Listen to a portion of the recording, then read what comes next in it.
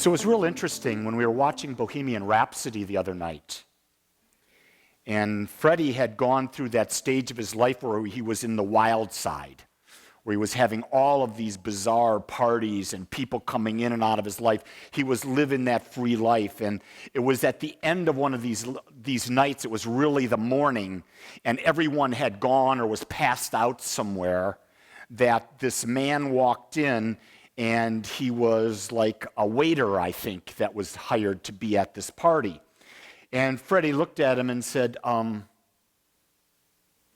need a friend. And the guy says, what does that mean? What does it mean to have a friend? He said, someone that I can be with, someone that can understand me, someone that I can share with. And they were sitting down, they were looking at each other. And they leaned over and they had a kiss.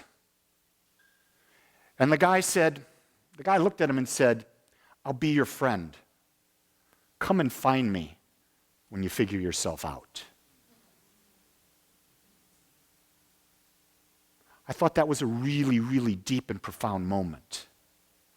Because so many times what we're seeking is that friend to make us whole. And it's not the friend that can make us whole. We've got a whole paradigm that we have built up in our mind about life, that if I have this, I have that, I have this person, that person, I have all these things in alignment, and then I become the best me I can be. Everything we're reaching for to bring ourselves what we want is outside of ourselves. If I only had this type of man, or if I only had this type of woman, if I only had this type of job, or I only had this type of health. And we're caught. We're literally in the hamster wheel of crap. Because where does it start? In here. Everything is in here. Everything in here outpictures in our lives. Do you get that? It's not out there that in pictures in here. That's where we've got the whole thing wrong. We think that when we look at the movie screen will come and fill our heart. It's our heart that fills the movie screen. The creative process, and how we describe the creative process is, the creative process is like there's a light from the projector shining onto the screen of light, and the slide that we put in front of that projector becomes our life. Well, that slide is our beliefs, our thoughts, our words, our actions, and our feelings all aligned, and they create. So whatever's showing in our lives tells us what's on our slide. So we've got to do something. We've got to do some mental housekeeping. I was going to talk and say it. We have to do some unconstipating. Mental unconstipating. Because we've got all these beliefs that we've allowed to plug up the light. It's not showing up there the way we want. So we're going to look at this from the religious science perspective, and I'm going to bring in some Ernest Holmes to help me look at this. No progress is ever made when we are satisfied with the status quo. Progress only happens with change. Do you get that?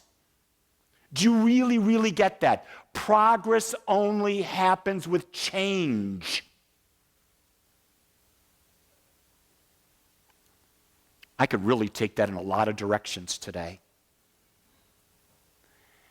How do you think the United States is working right now? A lot of people have a lot of different views, right? If we keep it the way it is, it stays the same. We as individuals have the opportunity to make change or not make change. I don't know what that means for you, but you got to really think about that. You have a power. You are a voice. Vote. I don't care for who. Vote. You express your power. Don't say that this election doesn't mean anything. This election does mean something. It's going to reflect the collective consciousness of the United States. Make sure that your consciousness is a part of that collective consciousness. That means you're taking ownership of your place in the world today. That's powerful. That's getting rid of, it's a mental purification that I have no power. You're saying I do have power. I'm going to vote for where I think will best serve the American people. Progress only happens with change. You're in a relationship right now. A lot of you have been in relationships. A lot of you are coming in relationships. A lot of you are moving out of relationships. Here's the key thing. I'm in a relationship. Been married for almost 46 years. I want you to know it's always changing. Do you know why it's always changing? Because I get bored. I get bored very, very fast. My mother used to criticize me about that. Why is it you're always getting bored? Why is it you're bored? Why aren't you satisfied with what is? Well, I think there's a difference between being satisfied and being grateful. I'm grateful for what is. I'm grateful for everything that happened, but I'm not satisfied that that's all I'm ever going to have. I think there could be more love experience in a relationship. There could be more joy, more peace. So I am constantly seeking, how do I change? Did you notice what I said there? How do I change to have more in the relationship? Not how do I change her? We have a problem in that we think we can change the other person. I'm going to tell you right now, the only person you ever need to please, the only person that you ever need to have an attaboy or an attagirl from is yourself. Stop looking for that gratification outside of you, because if you want to get into the habit of reaching outside, you're going to be constantly reaching outside, and there's going to be a moment in the middle of the night when you're going to hit that dark night of the soul, and you're going to say, oh crap. I feel alone. I feel destitute. I don't know what to do. I'm having my dark night. It's coming to grips that the illusion of it being out there, the American dream is the illusion. Do you get that? Do you really understand the American dream is the illusion that you have your house in the suburbs, you have your 2.2 kids, you've got your nice cars, you've got your country club membership, you've got all of those things. That's the illusion, because we're brought in that that's the pursuit of happiness. The pursuit of happiness is taking what is my gift, understanding my gift, and bringing that gift out, expressing that gift, serving other people with my gift. The more I serve other people with the gift, what's going to happen? More abundance comes into my life or your life. The more people you serve, the more abundance comes in. That's the American dream. The American dream is that you have the ability to be unique and be authentic as you are, and when you live in that authenticity, you are going to be happy for the rest of your life. When you die, you're going to say, it's time to go. There'll be no regrets, because the only thing you take with you when you die is you. The energy that you come across, that's the only thing you take. Right now, I ask the question, is your energy the energy you want to die with? If not, today's the day we begin to change. Ernest goes on and he says, no, that first one was me. This is Ernest. Our total thought creates our experiences. This means the sum total of our subconscious or conscious and the thought which has been stored in our subconscious memory. So picture a big beaker, okay? A real big beaker. I use this analogy all the time. That beaker's got this much water in it, right? That water, let's say, is a deep green, just for the purpose of conversation. So that water's here, it's got a deep green. That is your mental atmosphere. That's the conscious and unconscious thoughts that you've thought. So what did Jesus say about that? It is done unto you as you believe. What are your beliefs? Your conscious and unconscious thoughts all put together. So that's going to demonstrate, that green there is going to be your slide. But it's not what you want. So what do you've got to do? You've got to add different color in. You've got to start putting in different thoughts. Different thoughts. And you realize that to change that color, it's going to take a lot of thoughts. It's going to take a lot of feelings. It's going to take a lot of emotions. And the more you put in, the more you're conscious about what you're putting in it, now you're changing the makeup of your mind. That's when you start to see the picture change. So change or creating is a process. It's not an instantaneous demonstration. We tend to think in America, everything's got to be this, got to be instantaneous. That's why we fail all the time. We give up before we've done the work. The work is changing who we are. Ernest goes on and says, and because the subconscious holds more storage than the conscious mind. Think about this. The subconscious is like 95%. The conscious is 5%. So we've been piling in thoughts from the day we were born. We've taken our mother's thoughts, our father's thoughts, the church's thoughts, the politics thoughts, the magazine thoughts, the school thoughts. All those thoughts are piled into us. They're in our subconscious. They're in our memory. Everything that ever happened to us is in our memory. And so that we see that the experience through the creative nature is mostly determined by the subconscious mind. So when we understand that, we realize we've got to do the work there. We've got to build there. And I'm gonna say this, and some people aren't gonna like it, but the older you get, the more work there is. I hate to say that because I'm not the oldest one in this room, but I'm close to the oldest one in this room. And that's good because you're the creation that I want. I want a young community, a younger community. But the fact of the matter is, I've had to do a lot of work to change my mind. So people ask me, well, have you been doing the work? Well, when I entered into the spiritual movement in 1997, I got on a course where when I do something, I commit 100% to what I'm committed to.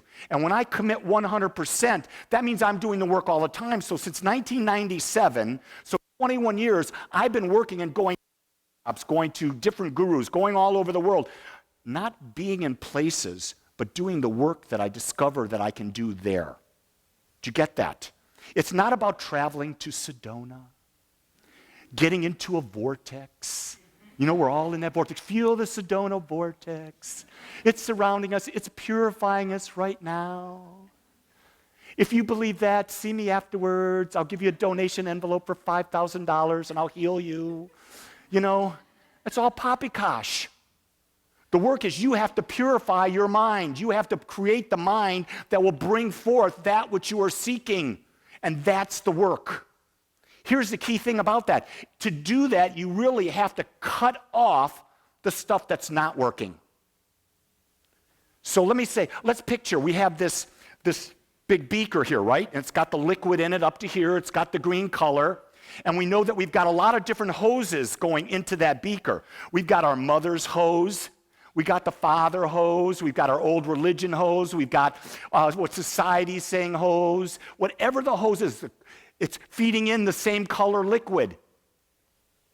There are a few hoses feeding in the right color that we want.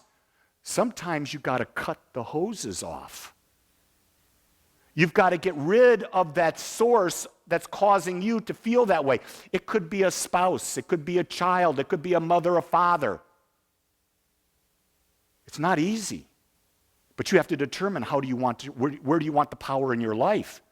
Do you want to control your life or do you want to subordinate yourself to the power of others? You can limit people's time in your life. You can limit it no matter who they are. I limit my wife's time in my life. Do you know why? Because I'm free. I partner with her. But that partnership is not 24/7. Do you get that?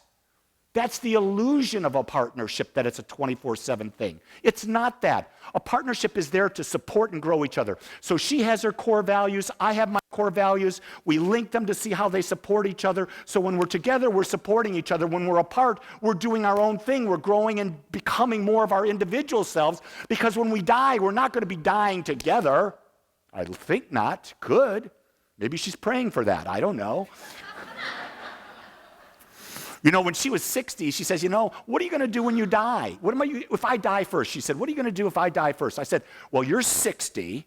If you die first, then I'm going to fill the void with two 30-year-olds. So now she's older, so now it's two 33-year-olds. You know, so just, you've got to have humor in life. We take relationships way too serious. There are especially women in the audience right now that have judged me for what I just said. Am I right? You don't have to raise your hands. I'm looking at your faces. Yeah, oh, that son of a bitch. I don't want him as a husband. I'm not going to be one of those 33-year-olds. Well, most of you can't be because you're older than that. But anyway. Oh, I guess I've gone off topic, son. I'm on a roll. Yeah, keep digging. It doesn't matter. I can dig myself out. Okay. So here we go. Our task is to learn how to control the content of our subconscious. I'm going to give you the best I've got. I'm going to give you the very, very best I've got right now. Here's what I know is that when we go to sleep, our mind takes time to quiet down before we go to sleep, right? We're rehashing the day. Hopefully we've done some gratitude before we go to bed. But when we wake up in the morning, normally when we wake up in the morning, our mind is pretty clear. It's not all jumbled up with all the stuff of the night before. So the first thing when you wake up in the morning, I would advise you to impress in your mind what is your dream.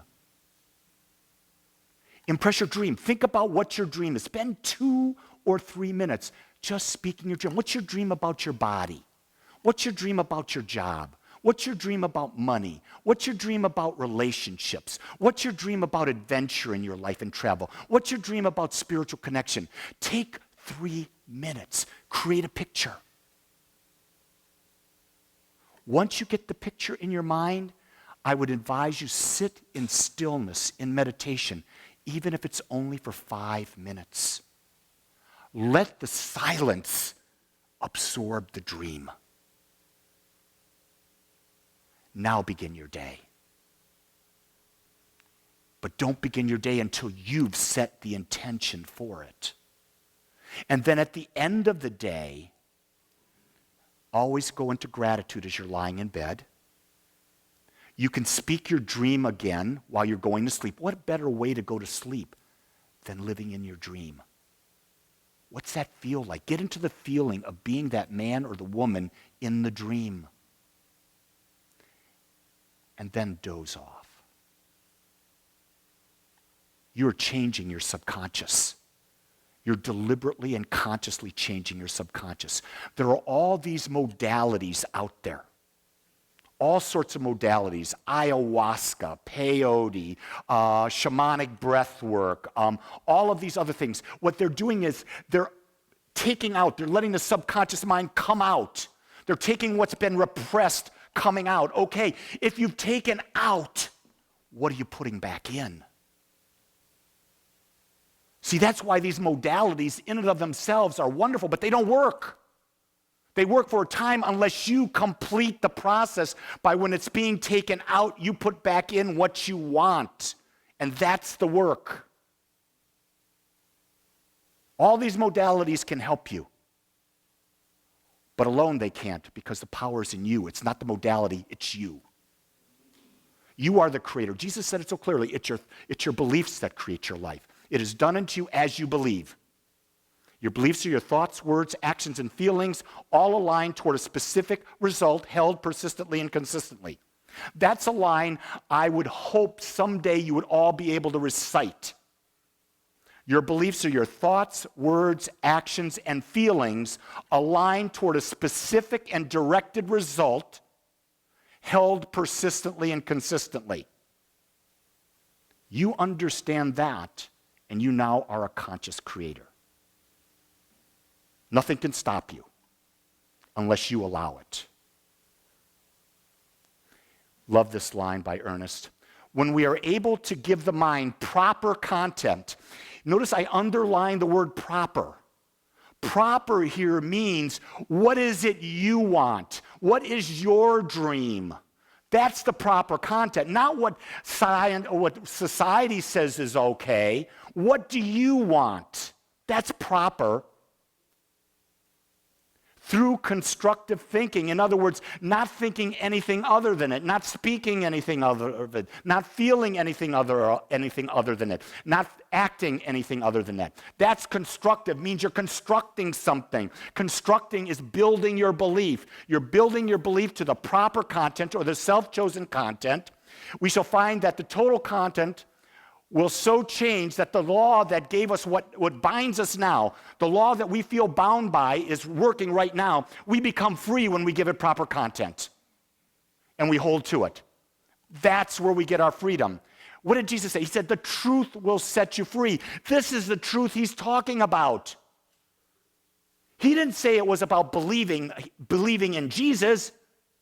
He said, when you understand the truth that it is done unto you as you believe, and you change your belief, that truth will set you free. It will create your life. And when you're creating your life, you are free because you are the power and the presence. You have become the Christ. Remember, that's not being bodaciously stuck up.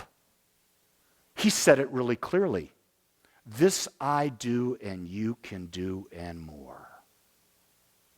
He gave us the formula for creating. The problem is we got caught up in the minutia that people built up around the formula. We got caught up in the minutia people built about the man, about the religion. Jesus didn't create a religion. Jesus came here to give the Jewish people the key to living a happy and successful life. This is what all the great avatars, Buddha, Krishna, Sai Baba, all of these great avatars, they came and gave humanity the keys to creating. But humanity puts them on a pedestal, raises them up, builds statues, and we worship and think they're the power. And they never said that. They said, you are the power, and I'm here to show you that it's within you. Are you ready to take back your power? Very few of you are. Are you ready to take back your power? Yes. Do you understand that it begins with you? Are you willing to step forward today and take one action in the direction of your dream? Yes. I'll hold you to that. And that's who you want in your life. You want people in your life that hold you to your dream. They do not see your smallness. They see your greatness. Those are the people that when you die, you want to be able to call friend. That person I talked with, that Freddie Mercury met that night, he went and found him. Through London, he found all these people by that name, and he found that man, and they became friends. So when Freddie died, he died with his friend next to him. Are you seeking that friend? Before you can find him, look inside and befriend yourself. Let's pray. I want to thank you for joining us today. I'm so grateful that you took your time to watch or listen to this message. If you found this message beneficial, I would ask that you go to our website, agapecsl.com. Once there, click on the donate button and experience the joy of conscious and purposeful giving. Or if you would like, text your gift by simply dialing 972-532-6976. It is through your gifts that we are able to bring this message to you in the world. I would ask that if you like this message, to please subscribe to my YouTube channel under my name, Lee Wolak. Again, I want to thank you for joining me in the Agape community as we learn how to better self-love through conscious living.